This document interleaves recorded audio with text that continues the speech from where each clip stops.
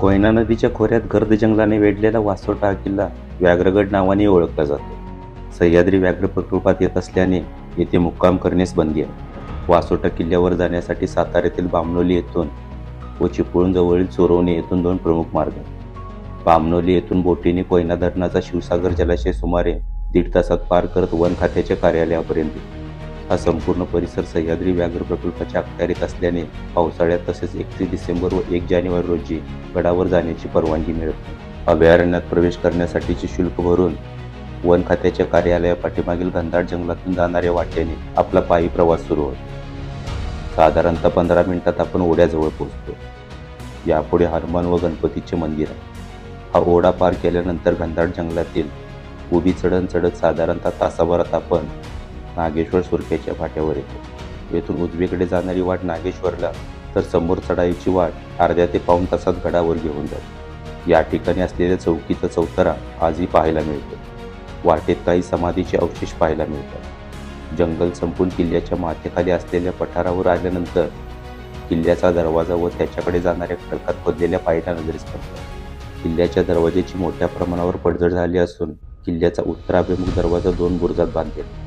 दरवाजाच्या आत पहारेकऱ्यांच्या उद्ध्वस्त झालेल्या देवड्या पाहायला मिळतात. दरवाजातून गडावर प्रवेश केल्यानंतर समोरच मारुतीचे मंदिर पाहायला मिळते. मंदिरापासून जाणाऱ्या 3 वाटांनी संपूर्ण किल्ला पाहता येतो. मंदिरापासून उजव्या बाजूची वाट किल्ल्याच्या उत्तर टोकावरील काळकाईच्या ठाण्याकडे जाते. वाटेत प्रथम एक मोठा तलाव दिसतो. तलावाच्या काठावर दगडी ढोणी पाहायला मिळतात. येथून पुढे गेल्यानंतर कोठारासारखी वास्तू पाहायला मिळते.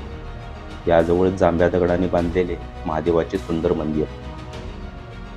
मंदिराच्या पुढील बाजूला एक बुरुज पाहायला मिळतो. बुरुजाला लागूनच खाली उतरणारी पायऱ्यांची वाट असून त्या चिंचोळ्या वाटेने आपण काळकाईची ठाणी नावाने परिचित माचीवर पोहोचतो. या माचीवर प्रवेश करण्यासाठी दरवाजे असून दरवाज्यांची चौकट अद्याप शिल्लक आहे. या माचीवरून कोयनेचा जलाशय, आजूबाजूच्या घनदाट झाडांनी व्यापलेला प्रदेश, जगदेव, रसाळगड, सुमारगड, महिपतगड तसेच नागेश्वर सुरका व त्या अलीकडील खोटा नागेश्वर सुरका दिसतो. येथून परत मारुती मंदिराजवळ आल्यानंतर सरळ जाणारी वाट किल्ल्यावरील मोठ्या वाड्याच्या चौतऱ्यापर्यंत. येथे किल्ल्यावरील उद्ध्वस्त अवशेष नजरेस पडतात. यापुढे किल्ल्याची उद्ध्वस्त तटबंदी दिसून येते. किल्ल्यावर झाडी वाढल्याने गडावरच्या वास्तू त्यात हरवून गेल्या. मारुती मंदिराच्या डावीकडे जाणाऱ्या वाटेवर प्रथम एक बुजत चाललेली विहीर नजरेस पडते. या विहिरीच्या पुढील भागात चुना मळण्याचा घाणा व त्याचे चाक आहे. यापुढे खडकात खोदलेले एक मोठे जोड टाके पाहायला मिळते. भिंत बांधून या टाक्याचे 2 भाग केले आहेत. टाक्यापासून झाडीतून आपण किल्ल्याच्या दक्षिण टोकावर असलेल्या बुरुजावर पोहोचतो. येथून समोर जुना वासोटा किल्ला दिसतो. जुना वासोटा किल्ल्यास असलेला अर्धवर्तुळाकार कडा बाबूकडा म्हणून ओळखला जातो. या बाबूकड्याच्या पायथ्यातून वसिष्ठी नदीचा उगम होतो. जुना वासोटा किल्ल्यावर जाणारी वाट आज अस्तित्वात नसून या भागात घनदाट झाडी व वन्य प्राणी असल्याने तिकडे जाण्यास वन खात्याची सक्त मनाई. येथून आवाजाच्या प्रतिलहरी ऐकायला येतात. येथून परत मारुती मंदिराजवळ येतात आपली गडफेरी पूर्ण. शिलाहार राजा भोज दुसरा याच्या काळात किल्ल्याची बांधणी झाल्याचे मानले जाते. त्यानंतर 16व्या शतकाच्या पूर्वार्धात तो शिर्के आणि मोऱ्यांच्या ताब्यात होता. छत्रपती शिवाजी महाराज पन्हाळ्यात सिद्धी जोहरच्या वेढ्यात अडकले असता राजमाता जिजाऊंनी बांधवांचे सैन्य पाठवून हा गड 6 जुलै 1660 साली स्वराज्यात आणला व त्याचे नाव व्याघ्रगड.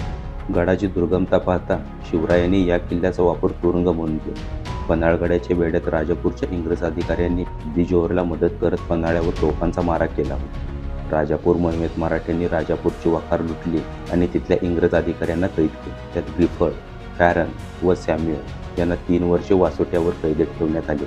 महाराजांच्या निधनानंतर औरंगजेब महाराष्ट्रात आला असता त्यांनी किल्ले अजिंक्यतारा व सज्जनगडला वेढा घातला. यावेळी सज्जनगडावरील समर्थांच्या पूजेतील देव सुरक्षितपणे वासोट्यावर हलवण्यात आले. पुढे पेशवे आणि औंधचे पंतप्रतिनिधी यांच्या भांडणात पेशव्यांनी सरदार बापू गोखले यांना पंतप्रतिनिधीवर पाठवले. बापू गोखले यांनी पंतप्रतिनिधींचा पराभव केला, पण त्यांची पत्नी ताई तेलीन हिने वासोटा किल्ल्यावर रसद व दारू गोळा जमा करून बंड पुकारला. बापू गोखले हे बंड मोडण्यासाठी वासोट्यात पोहोचले. ही झुंज 8-10 महिने सुरू राहिली. यावेळी बापू गोखले यांनी जुना वासोट्यावर तोफ चढवून मारा सुरू केला तेव्हा ताई तेलीनीने शरणागती पत्करली व गड पेशव्यांच्या ताब्यात आला. इसवी सन 1817 मध्ये दुसऱ्या बाजीरावने छत्रपती प्रतापसिंह व त्यांच्या कुटुंबियांना काही दिवस या किल्ल्यावर ठेवले. त्यानंतर इसवी सन 1818 मध्ये मराठ्यांनी कॉर्नेट हंटर आणि मॉरिसन या 2 इंग्रज अधिकाऱ्यांना पकडून वासोट्यावर कैदेत ठेवले. त्यांना सोडवण्यासाठी जनरल फ्रिझलर व इतर अधिकारी वासोट्याला आले. सुरुवातीला इंग्रजांनी पायथ्याहून मारा केला, पण भास्कर पंत यांनी कडवा प्रतिकार केला.